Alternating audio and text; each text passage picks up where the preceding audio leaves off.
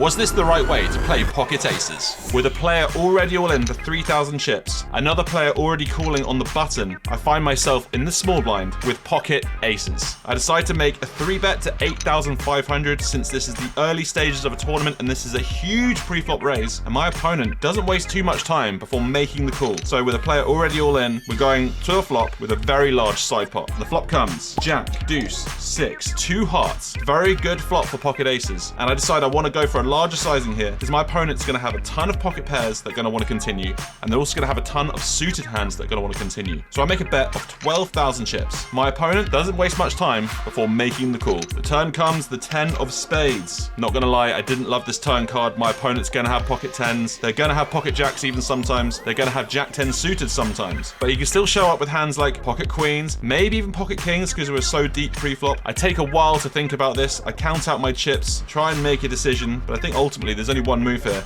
and that's to move all in. The board is double suited, don't forget as well, and we really don't want our opponent to improve on the river, so I just decide to move all my chips in, and my opponent immediately folds. So we win a rather nice side pot there, and then for the rest of the chips, we are up against Jack 9 offsuit, with player moved under the gun all in, and we fade the river. King of clubs.